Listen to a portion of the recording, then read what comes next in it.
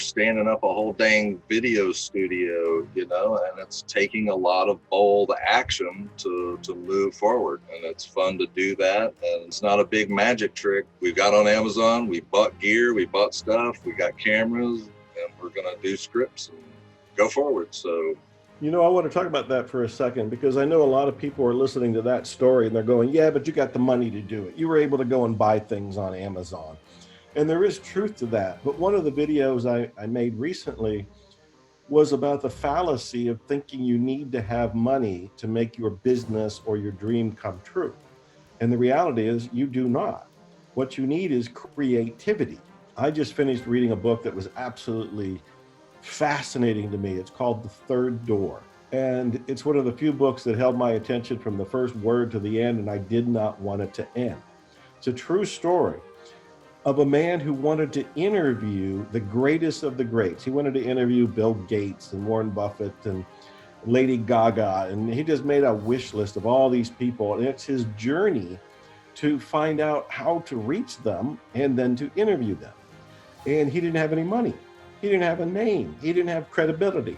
So the very first thing he does, and it's in the very first chapter of the book, is he hacks his way to be a contestant on the Price is Right game show. He had never seen the Price is Right. He didn't know about the show.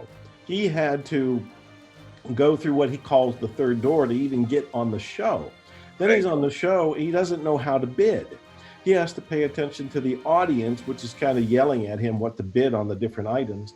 He wins a sailboat. He sells the sailboat to fund his campaign of having the means to go around and travel to meet these different people.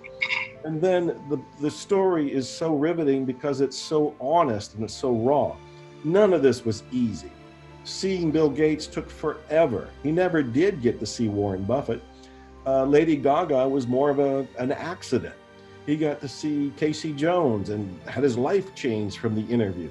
But the book really points out that the road to success is not predictable, and that there's what he calls the third door. Most people try to get what they want by going through the front door. They pound on the door. It's like going to a nightclub or getting in to meet the people at a concert, and you pound on the front door, which is what everybody does.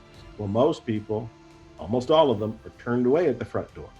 The back door is where you are part of that team. You work for the band, or you're part of that movement, or you know the people involved, you're an executive, you're a star in your own right. They let you in the back door. The third door is where you have to get creative. The third door is where you go through the window, or you find out that there's a basement, and you go in the basement and you go up. And I'm using metaphors here to point out that you don't need money. Yes, money is nice, but you know what I learned? If you get money before you're ready, you will blow the money. You will waste the money.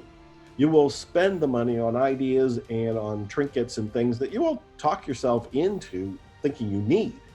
But if you wait and you think through your business and you think through your project and you're more creative about getting what you want, you'll be more assured of knowing exactly what to do, and you'll be more assured of actually getting the results. And even more importantly, you will learn more. If it's just handed to you, you didn't really learn anything. It was just like, well, thank you, and there it is. But if you've got to work for it, if you've got to be creative about it, if you've got to be innovative, if you've got to be daring and persistent, you're going to learn a lot. And that's why I love The Third Door. Everybody should read The Third Door.